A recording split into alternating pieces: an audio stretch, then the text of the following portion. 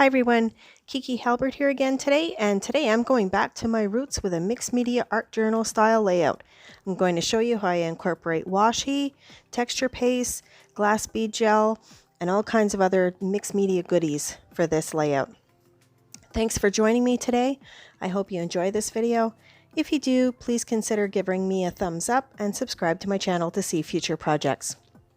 So for our first layer, I'm just laying down a whole bunch of washi tape. I've sped up the video a little bit for you so that you don't have to sit through me struggling with getting the new rolls opened up and ready.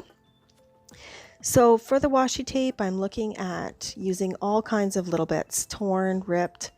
The more uneven, the better. It just seems to add more interest. You may have seen actually me rip that little piece of paper up there. That's okay because it will be covered later. So I'm just taking a variety of widths and colors that I think are going to be interesting and putting them down on the page as a first layer for this mixed media page. Some of it will be covered up by the photos and the photo mats, but that's okay. It's just to get a little bit of the creative juices starting. And in that sense, it's a lot like art journaling. I'm not too worried about the end process at this point. I just want to get some different layers down to create some interest for the page. So I've got a variety of washi tape. Some I'm tearing in smaller pieces, some I'm leaving larger pieces, some I might tear straight in half, and then I'm just putting it down on the page in different areas that I think it's going to give some interest to. Now I'm going to move on to adding my second layer. So now I'm using some texture paste and I'm using a stencil appropriately of cherry blossoms. That's what my photo's of. So I'm going to put it in 3 different areas for some interest where I know it's not going to be covered up entirely by the photo. And I'm just going to get them down, scraping a little bit of texture paste through to give it some interest and make sure to let them dry. Now we're on to layer number 3. Stamping. So we're going to add some mark making here. Again, I stamp after I've put on the texture paste so that if the texture paste happens to go over the stamping, it doesn't pick up that ink and discolor the texture paste. I really wanted those cherry blossoms to stay white, so I've got the stamping going on after it. So I've got a couple of different roller stamps. Again, I'm not concerned about perfection here. I'm just mark making just for some, different layers, different interests. Just getting a little bit of imperfectly perfect marks on the page.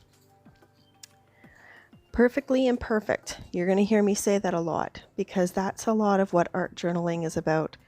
So here you don't want to actually stamp and think about where you're placing the stamps. You'll see here I'm using a Prima stamp and I am not using a stamping block. I just want to create some additional texture and some just additional interest on the page. Here I'm moving on to a grungy Tim Holtz stamp. So just randomly stamping it around the page. Now we're on to another layer. So here I have some drywall tape. You can get this at Home Depot or any hardware store for so cheap, and it adds such great texture to your page, especially for art journaling. So I'm just cutting up a couple of pieces, putting them down on the page where they're going to add some texture and some dimension. You'll notice they go over the stamps. You can still see them, but they're still adding a little something extra. Now for the special part, glass bead gel. So this is a really interesting texture. Stay tuned to the end of the video to see exactly what it looks like. I know you can't really see it on the page right now, but once it's dry, it gives a phenomenal appearance and texture to the page. Now I'm going to move on to a next layer, adding some distress inks. So here I'm just swiping down this distress ink just to add a little bit of color, a little bit of pop. You'll see that I have a couple of splotches that came out on the side. That's okay. It's all for the sake of having some marks and some interest there. Next, I'm going to move on to another color just to add a little bit more interest. This one's much darker and it's a little streaky. It's a really juicy dauber. So, but it's going to give it a little bit more interest, and I'm just randomly throwing in places where I think I'd like it.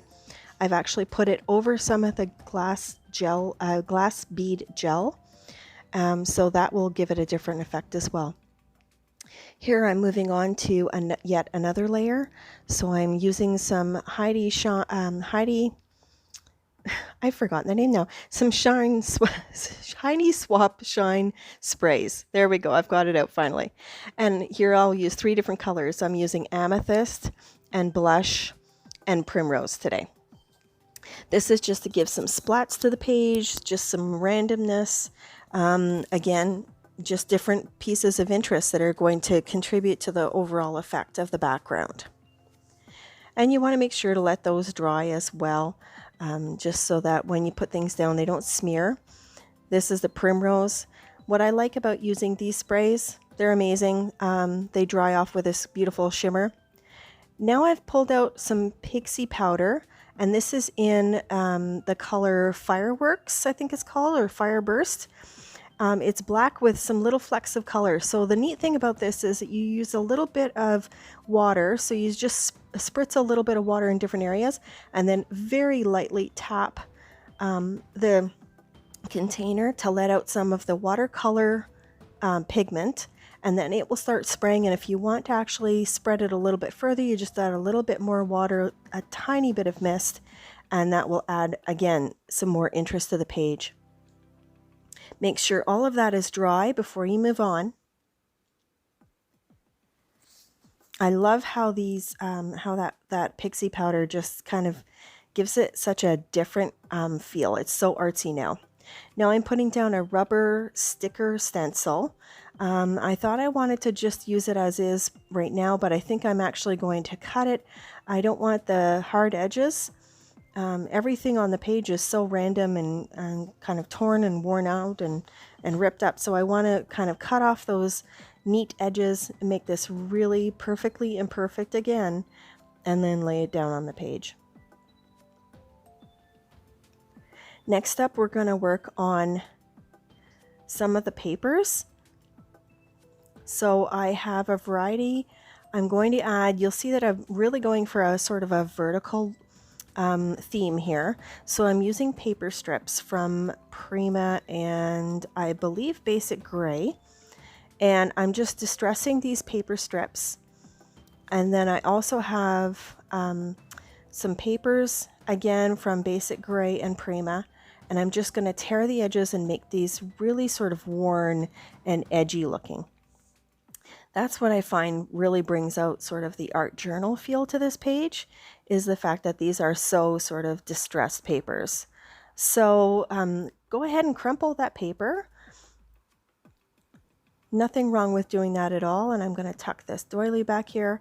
You're going to see later I'm going to move that placement around, but it's just to kind of give it a feel for what I want on the page. I'm later going to distress the photo as well a little bit, just to make sure that it kind of matches a little bit with the distressed papers. And here I've got some of the journaling cards from the Flora No. 3 collection from Cartabella, and I'm just going to distress those as well. I thought I would use 2 full-size cards, but I actually decided to cut one in half to use it as a base. And again, I'm just distressing things, getting them really sort of shabby looking. And then here's where I decide I don't like the placement so much there. I do like those strips, but I think I'm going to put the strips down on the doily first. And then I'm going to take a look at my placement before I glue it down again. I don't like this big paper in the back. I find it's just kind of throwing off the balance there.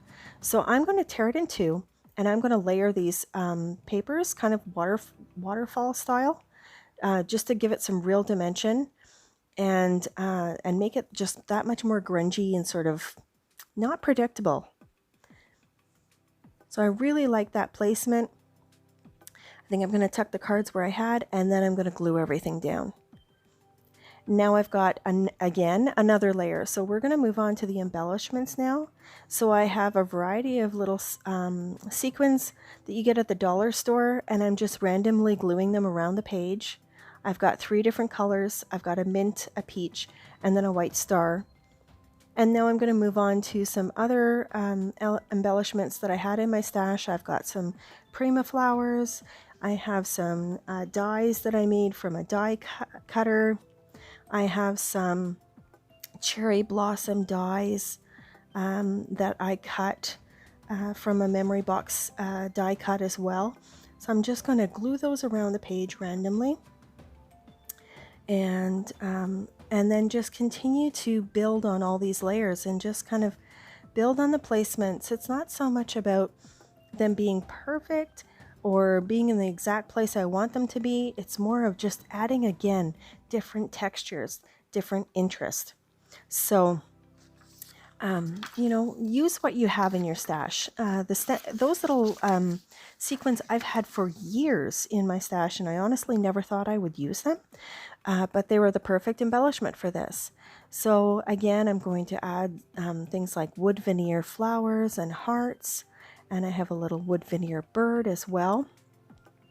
And I have to say, being back to this kind of scrapbooking, in a sense, I don't want to do this often, but I needed a little bit of a creative art date with myself today, and it got all of my creative juices flowing. It was just so freeing to be able to just place them around the page, just add a little bit here, add a little bit there. And you know how it is, when in doubt, add more. So I've added a few more of my flowers, the little die cuts. I'm using, again, for this, I'm using the Scotch Quick Dry glue instead of using something like a Helmar's Quick Dry, because I just find that the other glues will set too quickly, whereas with this glue I have some time to move things around, and it dries clear and it doesn't leave strings, and it's just so easy to work with. So then I found these pebbles that I had that are really old Prima embellishments, and I thought, yep, another dimension. So we've got these glass bubble pebbles that I'm going to put on the page, and I put a few around just in different places. And you can see that on this page I've really got sort of a diagonal going on, that's sort of you know, unintended. I really wanted all of this to be sort of a vertical sort of page, but it just didn't end up that way. Now I'm putting some little gems down. And as I said, it didn't end up that way. It kind of flowed, and I just kind of went with it. And that's what I kind of like about the art journaling style, is just being able to kind of use different media, use different embellishments, and just see where you end up. So I think I've got everything down that I want down. I'm just going to lift it up and take a look at all the layers, see if there's anything else I want to add. Nope, I think I'm pretty much done. Just need to cut off the tops of the washi tape at the top of the page, just to give it a little bit neater appearance. And then we're done.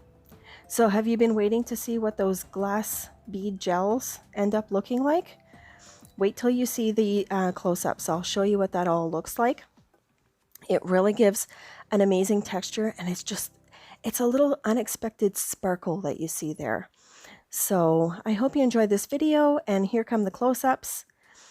If you enjoyed the video, please give me a thumbs up. Here's some of the glass beads.